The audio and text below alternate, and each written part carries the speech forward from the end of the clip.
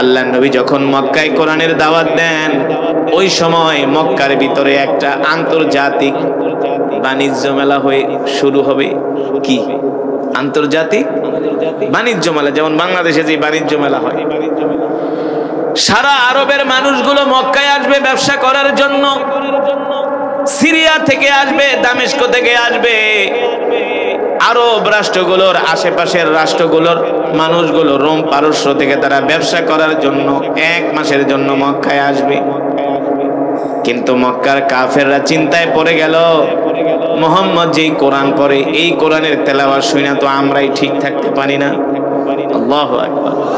আমাদের যুবকরাও ঠিক থাকতে পারে না মুহাম্মাদের কোরআন শোনার জন্য পালায়া পালায়া মক্কার যুবকরা আল্লাহ রাসূলের কোরআনের তেলাওয়াত শুনে। সুবহানাল্লাহ বলেন। মক্কার কাফেররা চিন্তায় পড়ে গেল, আবু জেহেল চিন্তায় পড়ে গেল, কিভাবে মুহাম্মাদের কোরআনের দাওয়াত বন্ধ করা যায়। এইভাবে যদি মুহাম্মদ কোরআনের দাওয়াত দিতে থাকে, আর কিছুদিন পরে মক্কায় কোনো কাফের খুঁজে পাওয়া যাবে না। শুধু মক্কায় না, আশেপাশের দেশ থেকে যত মানুষ আসতেছে তারাও যদি মুহাম্মদের কোরআন তেলাওয়াত শুনে মুহাম্মদের জন্য পাগল হয়ে যাবে। কি করা যায়, কি করা যায়? আল্লাহ রাসূলের তেলাওয়াত এত শ্রুতি মধুর ছিল, যে কোনো কাফেররা আল্লাহর নবীর তেলাওয়াত শুনলে যদি রাস্তা দিয়ে যাইতো, দাঁড়ায়া দাঁড়ায়া কোরআন শুনতে বাধ্য হতো। কারণ দুনিয়ার মানুষের কণ্ঠ যদি এত সুন্দর হয়, আল্লাহ তাআলা তার হাবিবকে কেমন একটা কণ্ঠ দিয়া দুনিয়াতে পাঠাইছে। এবার চিন্তা করেন, আল্লাহ নবী যখন কোরআন পড়তেন, রাত 3টা বাজে আবু জেহেল আবু লাহাবরা পর্যন্ত আল্লাহ রাসূলের কোরআন শুনতে যাইতো। জানেন না? আপনারা তো আসছেন রাত 10টায়, কিন্তু আবু জেহেলরা যাইতো রাত 3টা বাজে। কনকনে শীতের ভিতরে 3টা কম্বল পেঁচায়া বাইতুল্লাহর পাশে চোরের মতো দাঁড়ায় থাকতো, আর পালিয়ে পালিয়ে আল্লাহ রাসূলের কোরআন শুনতো। আল্লাহু আকবার। মক্কার যুবকেরা দল বেঁধে বেঁধে আল্লাহ রাসূলের কোরআন শুনতে আসতো। ওই যুবকদের মধ্য থেকে অনেক যুবক আল্লাহ রাসূলের হাতে হাত রেখে কালেমা পড়ে মুসলমান হয়ে গেছে। জোরে বলেন সুবহানাল্লাহ। এবার মক্কায় বাণিজ্য মেলা শুরু হবে। মক্কার বড় বড় নেতাদের মাথা নষ্ট হয়ে গেছে। শোনো, মুহাম্মদ যে কোরআন পড়ে মক্কার জমিনে, আশেপাশের মানুষগুলো আসবে ব্যবসা করার জন্য মক্কাতে। যদি তারা মুহাম্মদের কোরআন শোনে, আর মুহাম্মদের কোরআন শুনলে তো তারা মুহাম্মদের জন্য পাগল হয়ে যাবে। আর পাগল হয়ে যদি 2-4 জন মুসলমান হয়ে যায়, মুহাম্মদের কোরআনের দাওয়াত শুধু মক্কায় সীমাবদ্ধ থাকবে না, অন্য অন্য দেশেও ছড়িয়ে পড়বে। ঠিক কিনা বলেন? মক্কার কাফেররা এই প্ল্যানিং করলো, যেই কোনো ভাবে মুহাম্মাদের কোরআন তেলাওয়াত বন্ধ করতে হবে, যাতে মুহাম্মাদের বাড়ির আশেপাশে কোনো মানুষ আসতে না পারে। কাউকে মুহাম্মাদের বাড়ির আশেপাশে ভিড়তে দেওয়া যাবে না। তারা বাইতুল্লাহর চত্বরে বৈশা মিটিং এ বসলো, কিভাবে এই সমস্যার সমাধান করা যায়। আবু লাহাব আবু জেহেল উঠা বলে, শোনো, আমরা মক্কার যুবকদের হাতে বড় বড় লাঠি দিব। তারা 4 রাস্তার মাথায় দাঁড়ায় থাকবে, 4 রাস্তার মুখে দাঁড়ায় থাকবে। কোন মানুষ যখন মুহাম্মদের ঘরের এই দিক দিয়ে যেতে চাইবে, যুবকরা তাদেরকে বাধা দিয়ে অন্যদিকে ফিরায় দিবে, যাতে মুহাম্মদের ধারে কাছে কেউ আসতে না পারে। একে তো মুহাম্মদের কণ্ঠ শুনলে মানুষ পাগল হয়ে যায়, দ্বিতীয়ত মুহাম্মদের চেহারা দেখলেও মানুষ পাগল হয়ে যায়।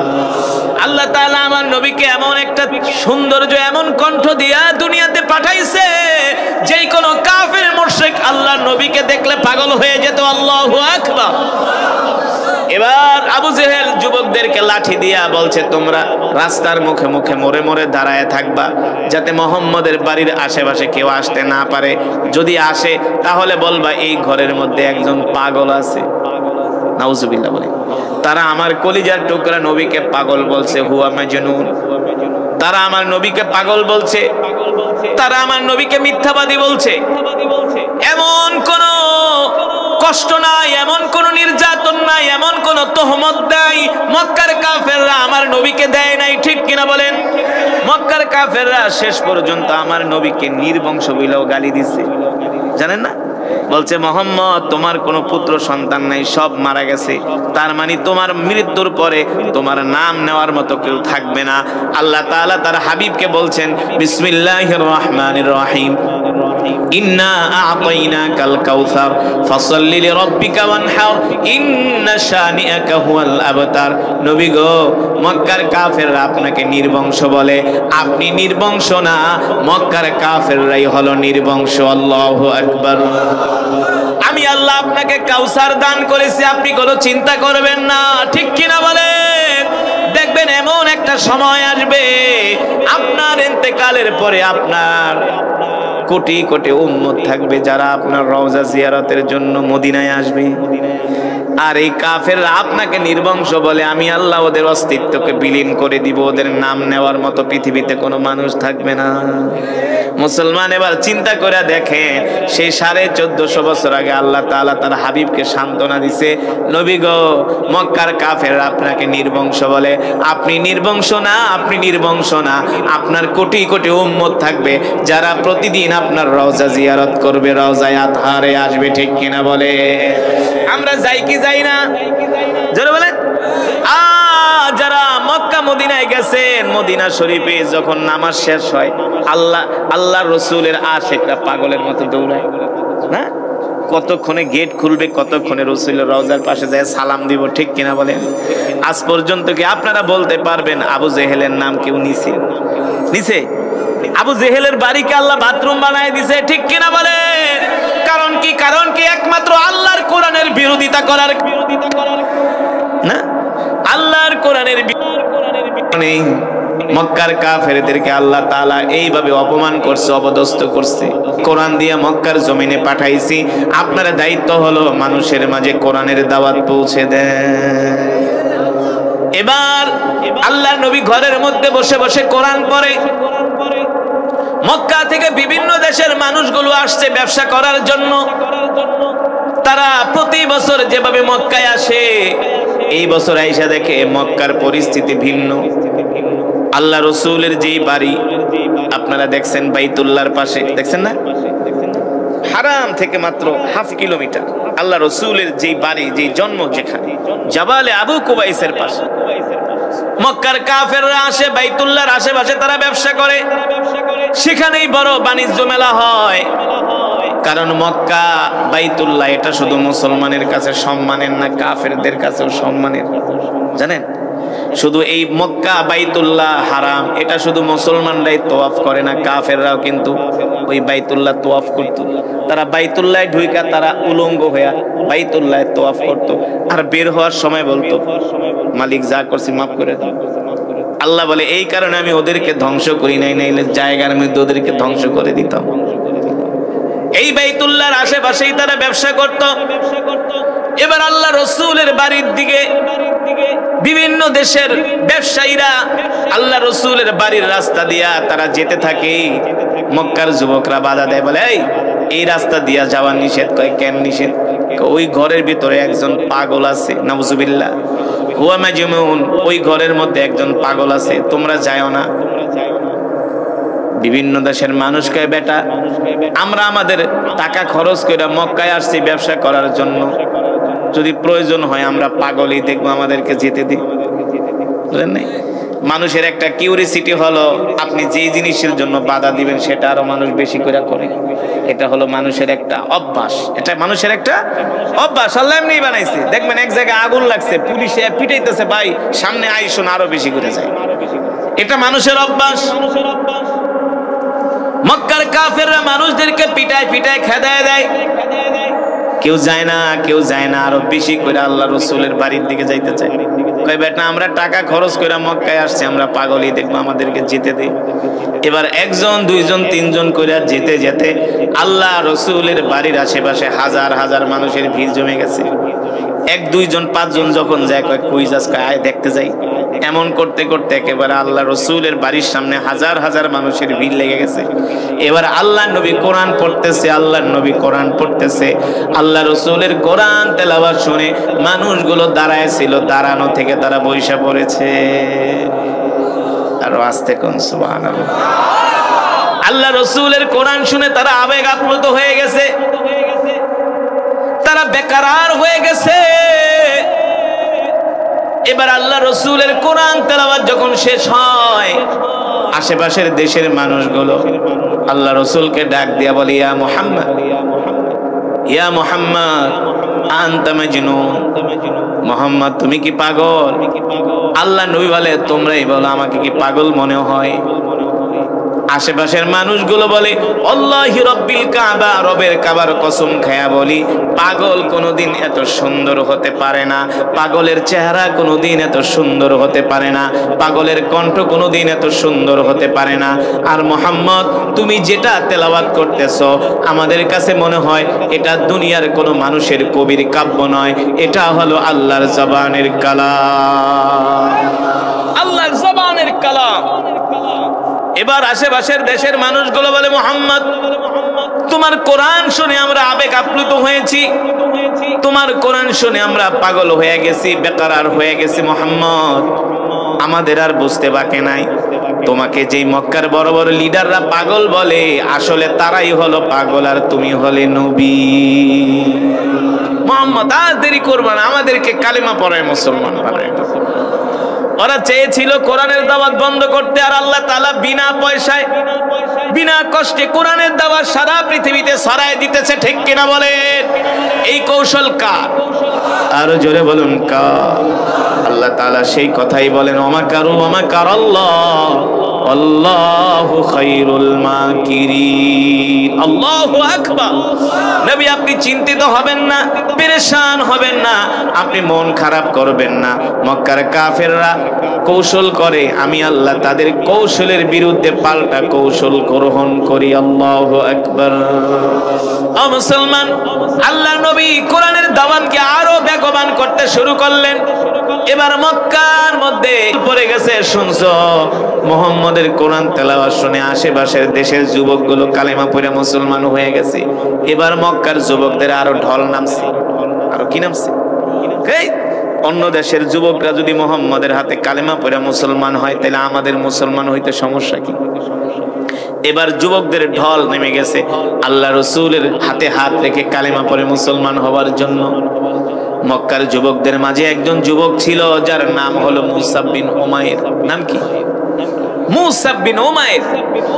এই মুসাব বিন উমাইর ছিলেন মক্কার যুবকদের সরদার, মক্কার যুবকদের নেতা। মুসাব বিন উমাইরের বাবা ছিলেন মক্কার যুবকদের, মক্কার মানুষদের মধ্যে অন্যতম একজন ব্যবসায়ী, ধনী মানুষ।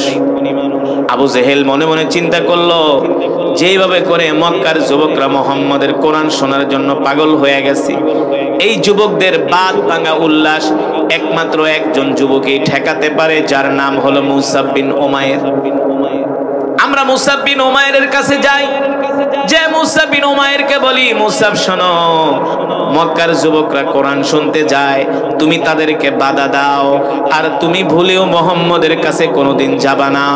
মক্কার বড় বড় নেতা আবু জেহেল, আবু লাহাব মুসাব বিন উমাইরের বাড়িতে আসলেন।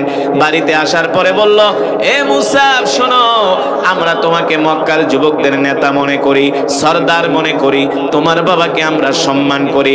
মুসাব শোনো, ওই মুহাম্মদ ইবনে আব্দুল্লাহর ছেলে মুহাম্মদের তেলাওয়াত শুনে মক্কার যুবকরা কালেমা পড়ে মুসলমান হয়ে যাচ্ছে, তাদের বাদ ভাঙা উল্লাস একমাত্র তুমি ঠেকাতে পারো, তুমি তাদেরকে বাধা দাও।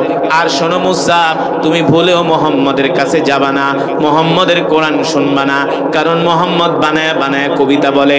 মুসাব বিন উমাইর বলে, আবু জেহেল শোনো, আমার বাবা ছিল কবি, আমার দাদা ছিল কবি, যদি মুহাম্মদ বানায় বানায় কবিতা বলে কেউ ধরতে না পারলে আমি নিজে ঠিকই ধরতে পারবো, কারণ আমিও একজন কবি।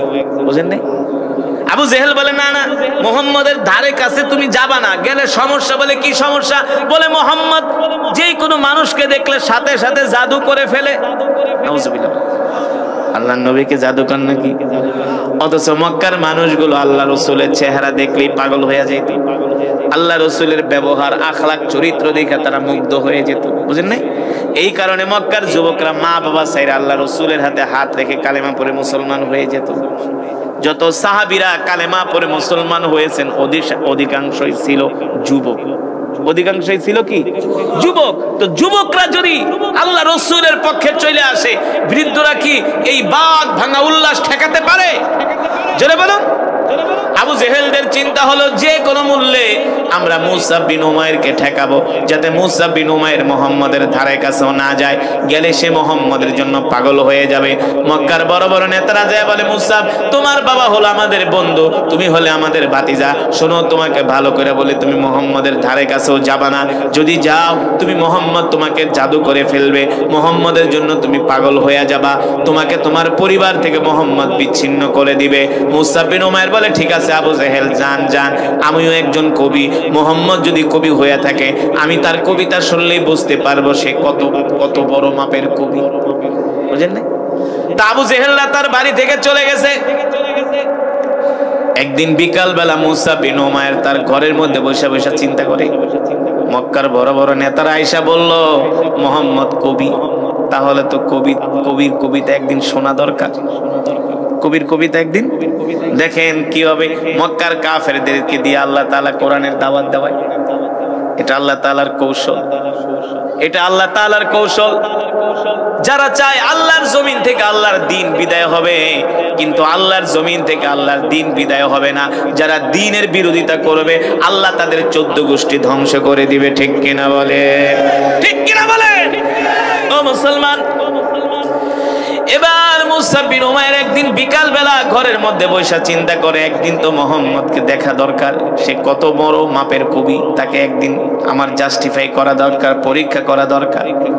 মুসআব বিন উমাইর বলেন, আমি একদিন সন্ধ্যার সময় ঘর থেকে বের হলাম, ঘুটঘুটে অন্ধকার, যাতে মক্কার কোনো মানুষ আমাকে না দেখে, দেখলে তো চিনে ফেলবে। আমি একদিন ঘুটঘুটে অন্ধকারে সন্ধ্যার সময় ঘর থেকে বের হলাম। আমি হাঁটতে হাঁটতে মুহাম্মদ যেখানে কোরআন পড়ে, বাইতুল্লাহর পাশে একটা পাহাড় আছে, নাম হলো জাবালে আবু কুবাইস। নাম কি? এই পাহাড়ের নিচে বসে আল্লাহ রাসূল কোরআনের দাওয়াত দেন, সাহাবীদেরকে কোরআন শোনান, আল্লাহর নবী কোরআন পড়েন। মুসআব বিন উমাইর বলেন, আমি সন্ধ্যার সময় বের হইয়া মুহাম্মদের কোরআন শোনার জন্য আমি গেলাম। আল্লাহি রব্বিল কাবা, রবের কাবার কসম খেয়ে বলি, আমি একদিন যখন মুহাম্মদকে আমার জীবনের প্রথম দিন দেখলাম, মুহাম্মদের চেহারা দেখে আমি মুহাম্মদ আল্লাহর রাসূলের জন্য পাগল হয়ে গেলাম। এবার আল্লাহর নবী বিশ্ব নবী কোরআন পড়তেছে, মুসআব বিন উমাইর বলে, আমি তন্ময় হয়ে আবেগ আপ্লুত হয়ে নিস্তব্ধ হয়ে আল্লাহর রাসূলের কোরআন শুনতেছি। জোরে বলেন সুবহানাল্লাহ। আল্লাহর নবী কোরআন পড়তেছে, মুসআব বিন উমাইর বলে, আমি আবেগ আপ্লুত হয়ে তন্ময় হয়ে নীরব নিস্তব্ধ হয়ে এক ধ্যানে আমি কোরআন পড়তেছি আর চিন্তা করি, এটা কি আসলে দুনিয়ার কোনো মানুষের কবিতা কিনা? মুসআব বিন উমাইর বলে, না না না, কোরআনের ভাষাগুলো এত সাহিত্যপূর্ণ ভাষা, এত উচ্চাঙ্গের ভাষা। সুবহানাল্লাহ বলেন। দেখেন আল্লাহ তাআলা কত সুন্দর করে কোরআনকে সাজিয়েছেন। কোরআনুল কারীমের একেবারে সর্বশেষ সূরা নাম কি? সূরাতুন। কোনদিন তো চিন্তা করে দেখলেন আল্লাহ কত সুন্দর করে কোরআনকে সাজাইছে। এই সূরার প্রত্যেকটা আয়াতের শেষে হলো সিন, প্রত্যেকটা আয়াতের শেষে কি? সিন। শেষে দেখেন আল্লাহ তাআলা কত সুন্দর করে কোরআনকে সাজিয়েছেন, কত ছন্দে ছন্দে আল্লাহ তাআলা কোরআনকে মিলিয়েছেন। সুবহানাল্লাহ বলেন। বিসমিল্লাহির রহমানির রহিম। কুল আউযু বিরাব্বিন নাস কি? সিন কি? মালিকিন নাস কি? ইলাহিন নাস মিন শাররিল ওয়াসওয়াসিল খান্নাস আল্লাযী ইউওয়াসওয়িসু ফি সুদুরিন নাস। সুবহানাল্লাহ বলবেন না? মিনাল জিন্নাতি ওয়ান নাস। সুবহানাল্লাহ বলেন। কোরআনের আরেকটা সূরা আছে সূরাতুশ শামস। নাম কি? বিসমিল্লাহির রহমানির রহিম। এই সূরার আয়াতের শেষে শুধু হা, শুধু কি?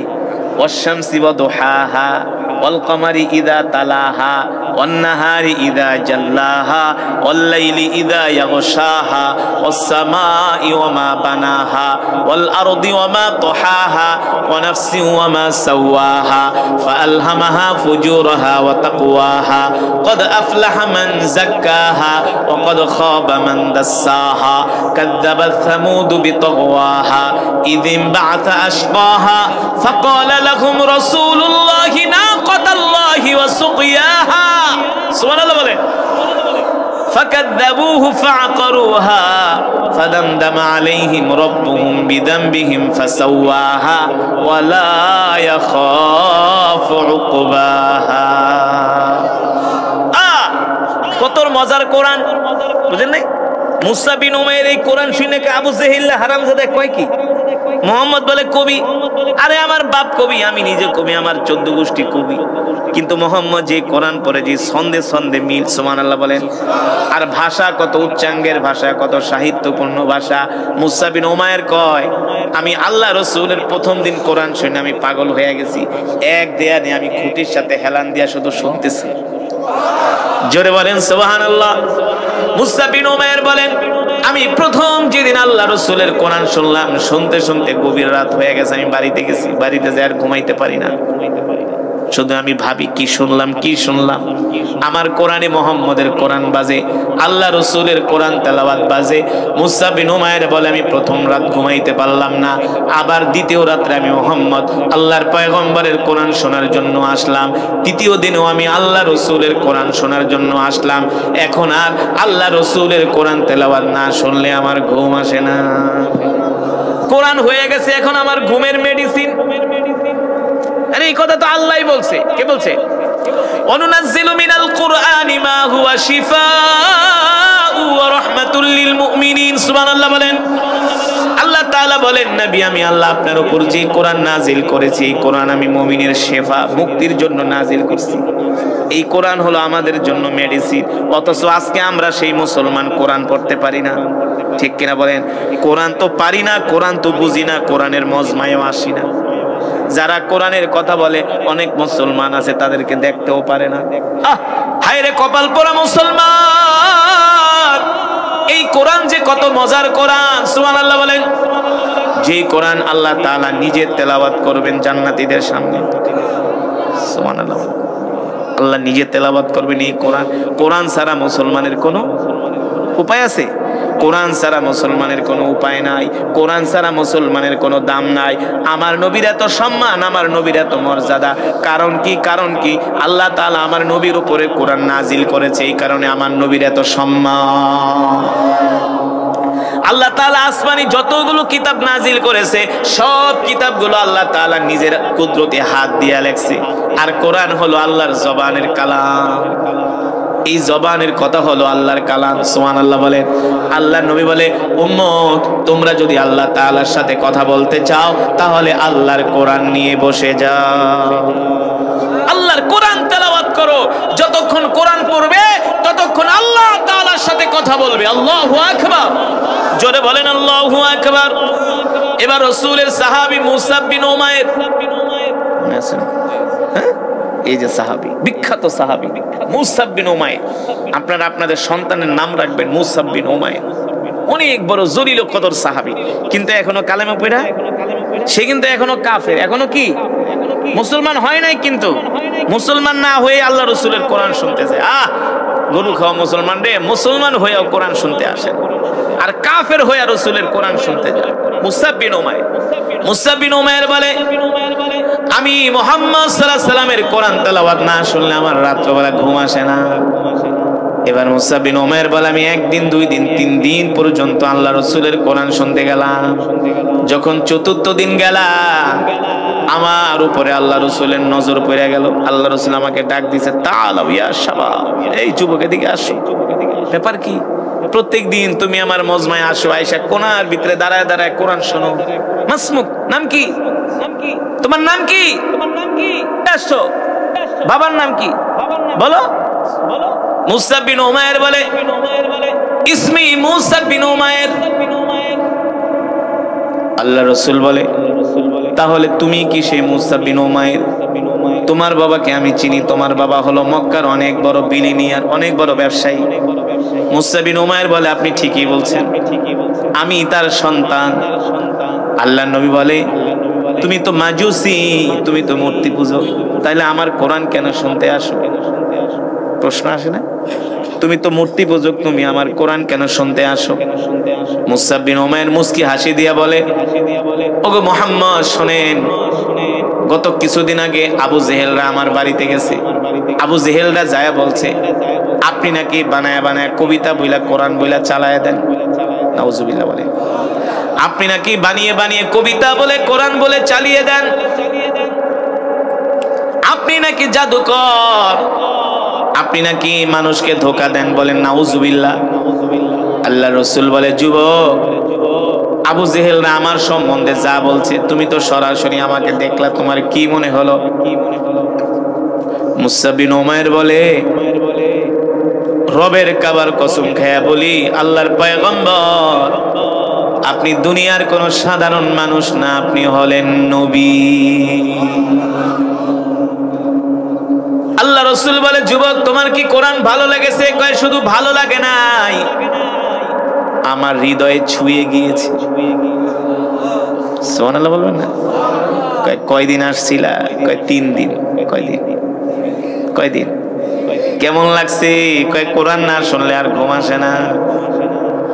আল্লাহ রাসূল বলে ও মুসলমান যুবক বাবারা ভালো করে শুনেন, কথাটা শুনতে অনেক হালকা কিন্তু কথাটা অনেক ভারী, অনেক দামি। এই কথার সাথে অনেক কিছু লুকায়িত, অনেক কিছু জড়িত।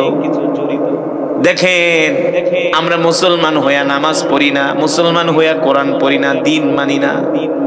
আর একজন কাফের যুবক মাত্র 3 দিন আল্লাহর নবীর কোরআন শুনছে। এবার আল্লাহ রাসূল ডাক দিয়া বলে কেমন লাগছে? বলে হৃদয়ে ছুঁয়ে গেছে।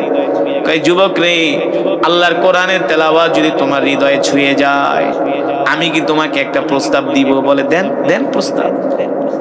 আল্লাহ রাসূল বলে যুবক যদি কোরআন তোমার কাছে ভালো লাগে আর তুমি যদি আমাকে সত্য নবী মনে করো তাহলে আর কোরআন থেকে দূরে থাকবা কেন? কোরআনের কাছে আসো। সুবহানাল্লাহ বলে। মুসা বিন উমাইর বলে ওগো আল্লাহ রাসূল আপনার কথা আমি বুঝি নাই, কোরআনের কাছে আসবো মানে?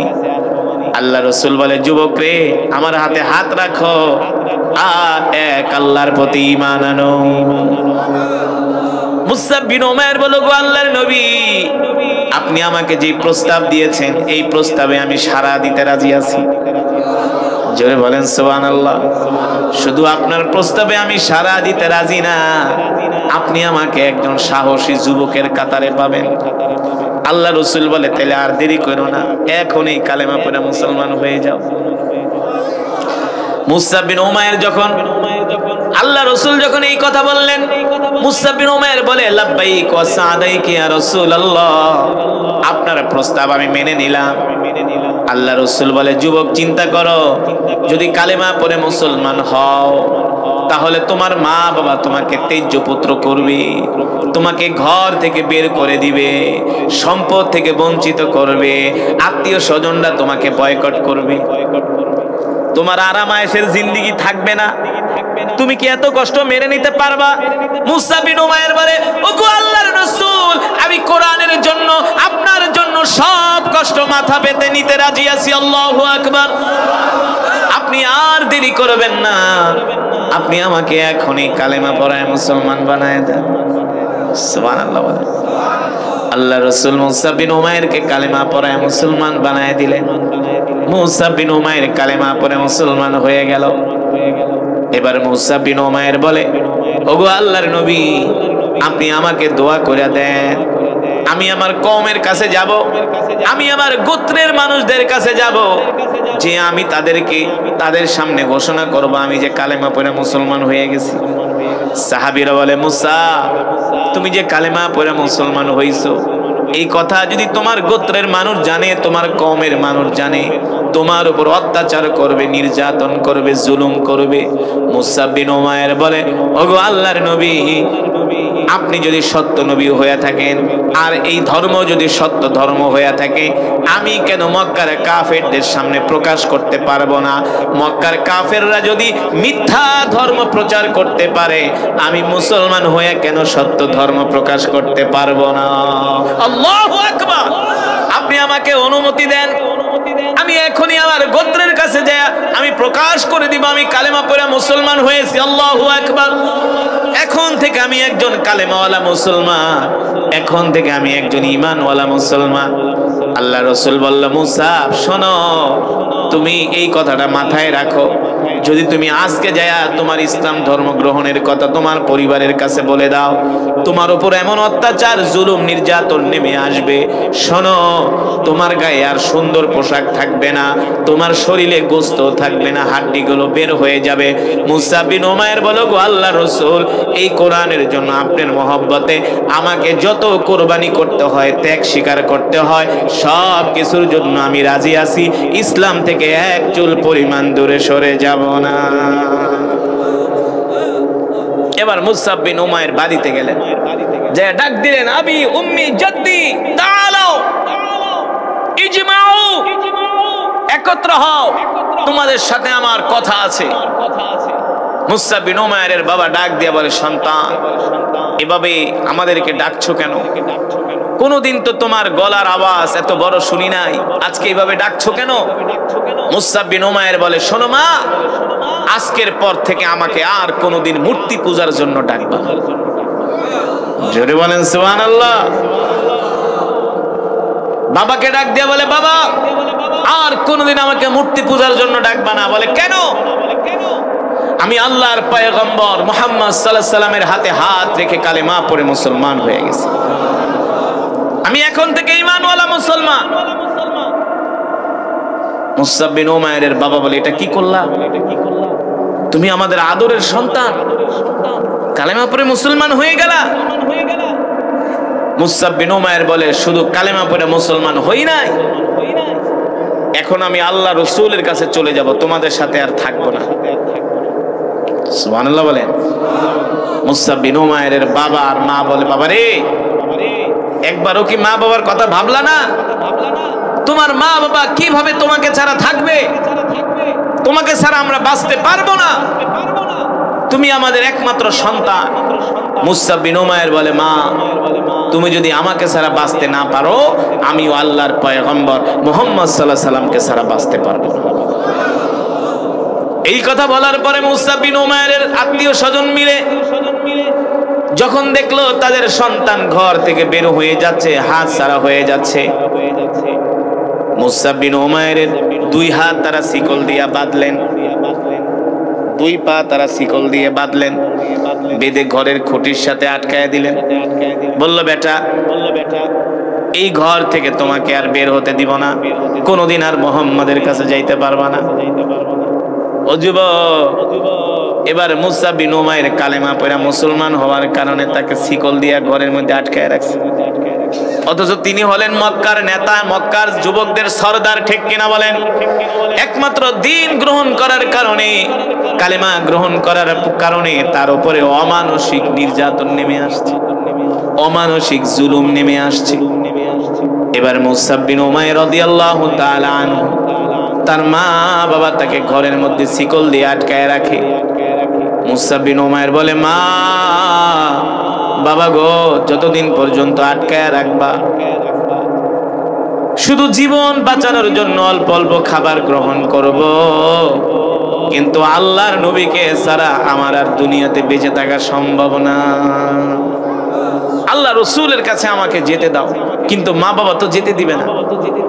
দিনের পর দিন, মাসের পর মাস, বছরের পর বছর তাকে এইভাবে ঘরের মধ্যে আটকায় রাখলেন। একদিন মুসআব বিন উমাইরের মা দেখে সন্তান শিশু বাচ্চার মতো ঢুকরে ঢুকরে কান্না করতেছে। মুসআব বিন উমাইরের মা ডাক দিয়ে বলে, সন্তান তুমি কি তোমার ভুল স্বীকার করে কান্না করতেছো? তুমি কি তোমার কৃতকর্মের জন্য কান্না করতেছো? তুমি যে মুহাম্মদের হাতে হাত রেখে কালেমা পড়ে মুসলমান হইছো, এই কারণে কি তুমি ভুল স্বীকার করে কান্না করতেছো? তুমি কি আমাদের ভালোবাসা পাওয়ার জন্য কান্না করো?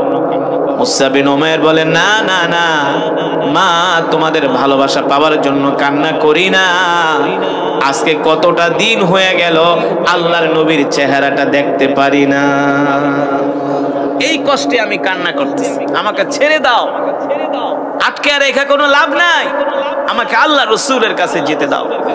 এবার মুসআব বিন উমাইরের শিকলের তালা খুলে দেওয়া হলো।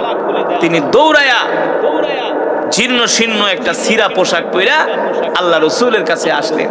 আল্লাহ নবী দেখা বললেন, মুসআব তোমার এই অবস্থা কেন?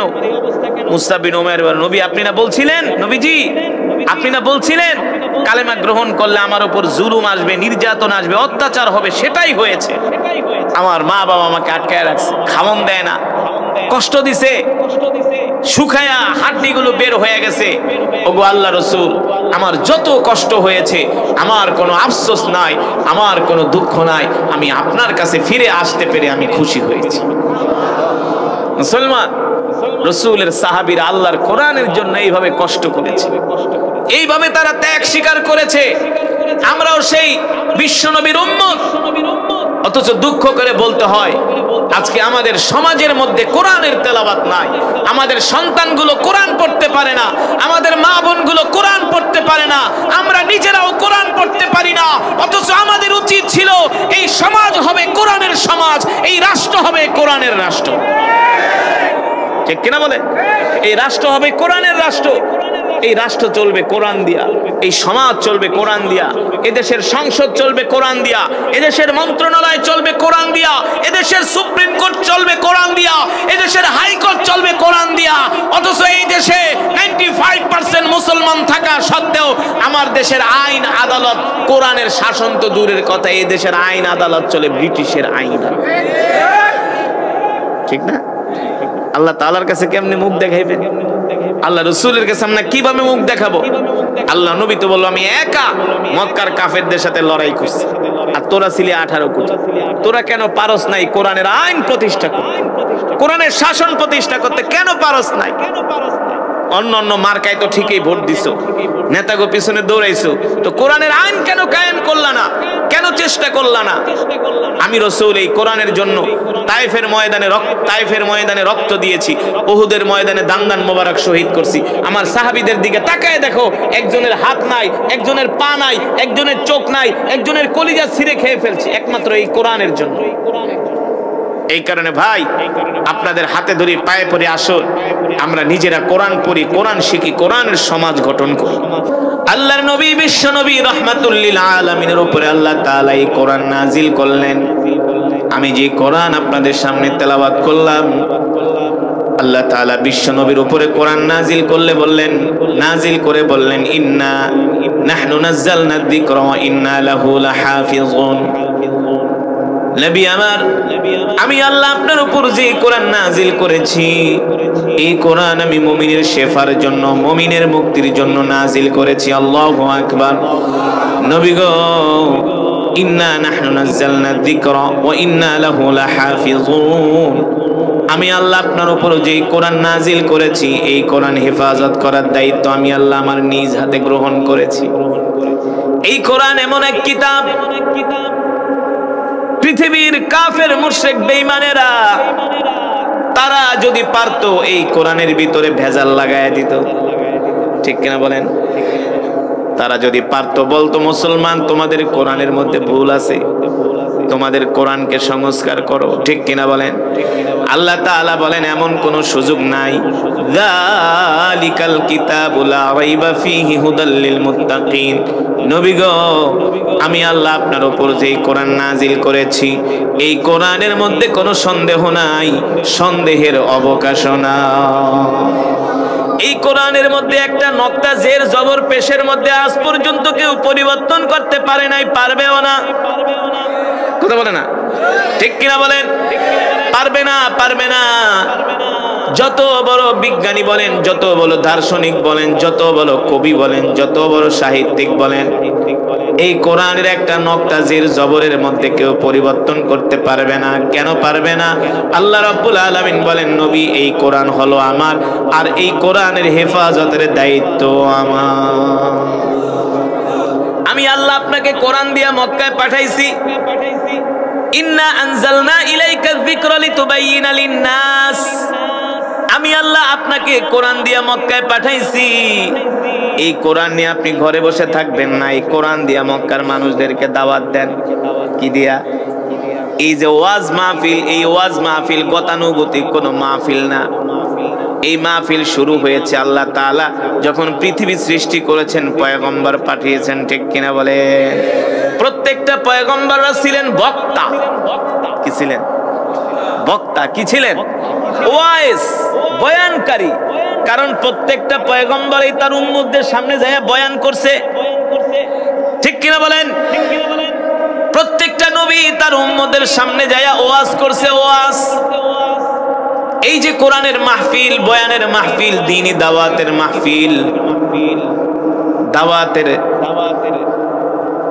দাওয়াতের বিষয়গুলো ভিন্ন ভিন্ন হতে পারে, কিন্তু এক কোরআন দিয়া, আল্লাহর কিতাব দিয়া দাওয়াত দেওয়া হয়েছে। কেউ তাওরাতের দাওয়াত দিয়েছেন, কেউ জবুর, কেউ ইনজিলের দাওয়াত দিয়েছেন।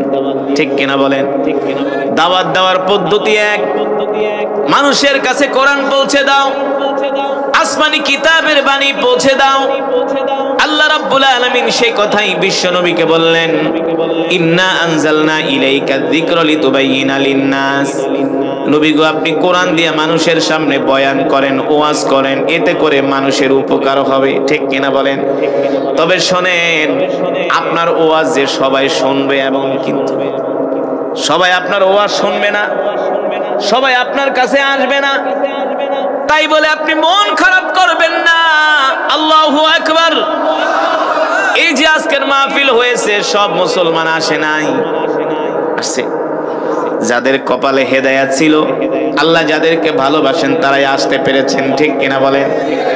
ও মুসলমান, এই কোরআনের মজমায় বসা এত সোজা কথা না। এই শীতের ভিতরে বাড়ির থেকে ওয়াজ শুনতে আসা এত সোজা ব্যাপার না। আপনাদের কোনো তোবারক দেওয়া হবে না, খিচুড়ি দেওয়া হবে না, বিরিয়ানি দেওয়া হবে না, 500 টাকাও না। নিজের পকেটের টাকা খরচ করে ঠান্ডার ভিতর ওয়াজের মাহফিলে আসছেন। মনে করেন না আপনি নিজে আসছেন, আল্লাহ আপনাকে ধরে নিয়ে আসছে।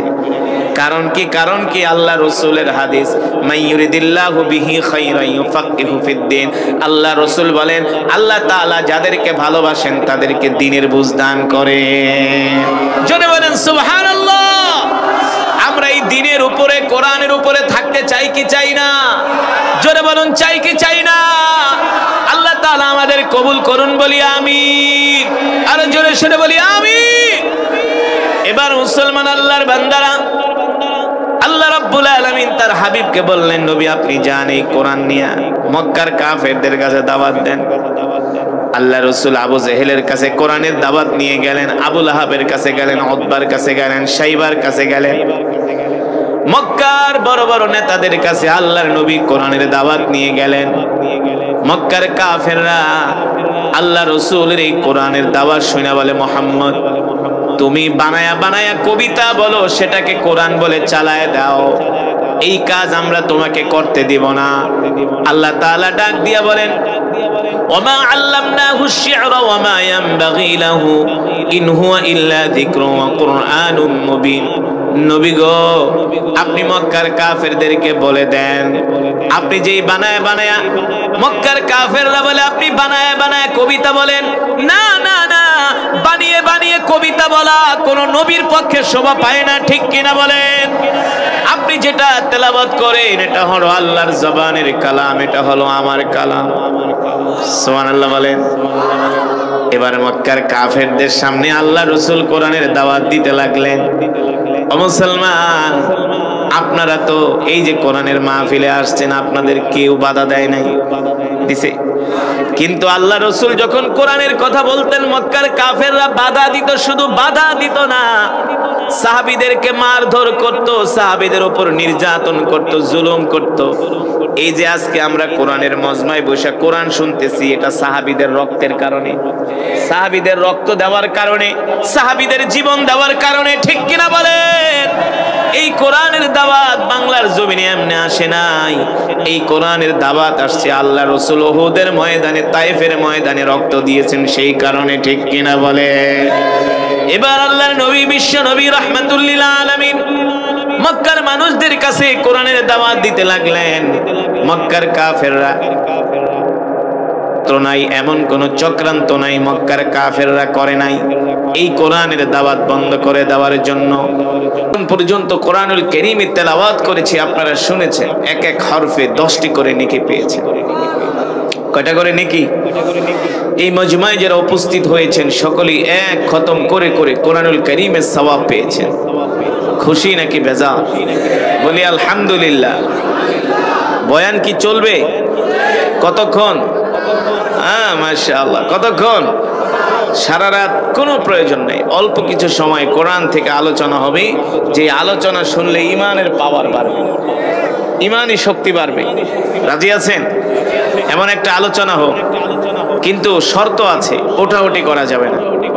যে যেখানে বসে আছেন বসে থাকেন, যারা বাইরে আছেন ভিতরে চলে আসেন, আমরা একসাথে মোনাজাত দিয়ে বাড়িতে যাব ইনশাআল্লাহ।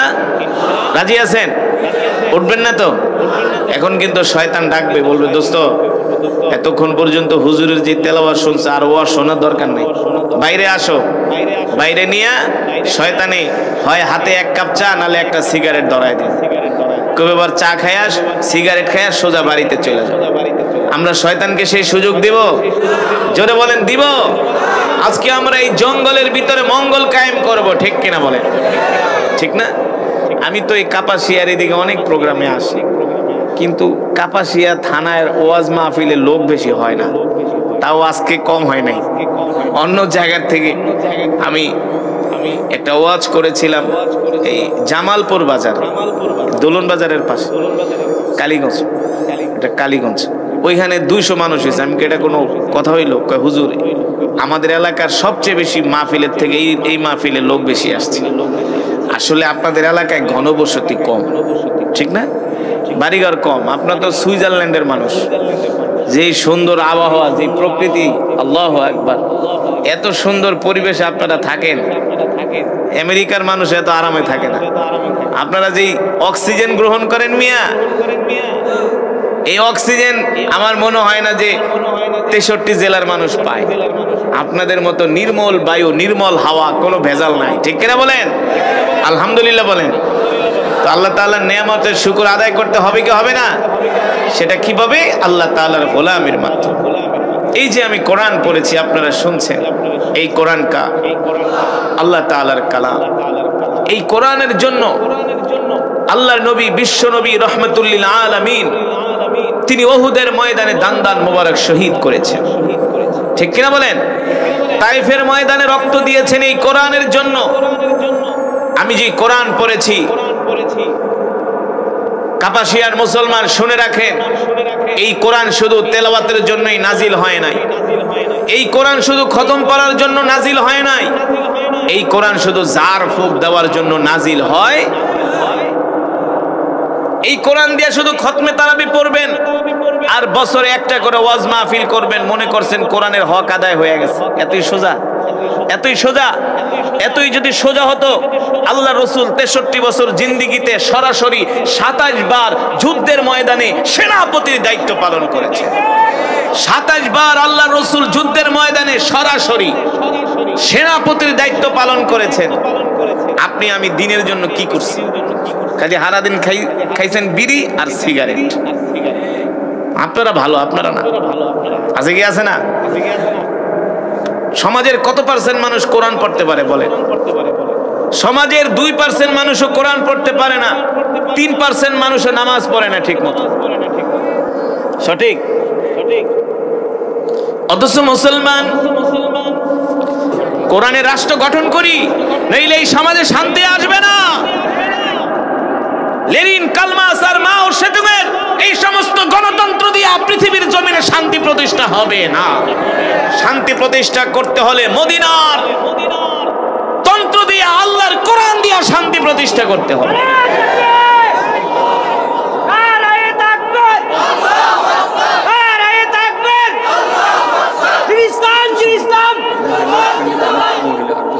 মুসলমান, আমরা কোরআন শিখবো তো ইনশাআল্লাহ? আমাদের সন্তানদেরকে কোরআন শিখাবো তো ইনশাআল্লাহ? আমাদের ছেলে মেয়েদেরকে কোরআন শিখাবো তো ইনশাআল্লাহ? আল্লাহ আমাদের কবুল করুন। বসেন বসেন, উঠাউঠি করেন না, একটু পরে মোনাজাত দিব। আজকের মাহফিলে এসে আপনারা খুশি নাকি বেজার? এই মাহফিলটা আগামী বছর হোক, আপনারা চান তো? মাহফিলের খরচের জন্য কর্তৃপক্ষ বলছে কিছু কালেকশনের জন্য। কিভাবে চাবো?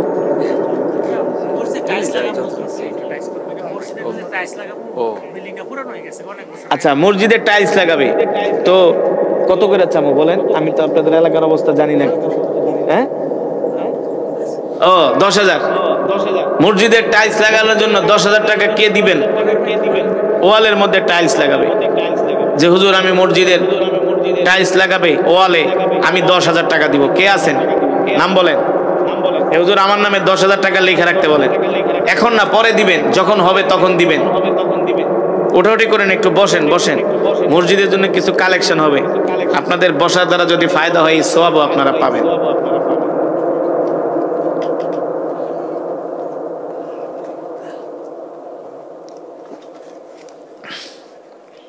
কে আছেন যে হুজুর মসজিদের টাইলসের জন্য আমি 10,000 টাকা দিব? নাই? দু একজন বলেন ইনশাআল্লাহ। একজন শুরু করেন,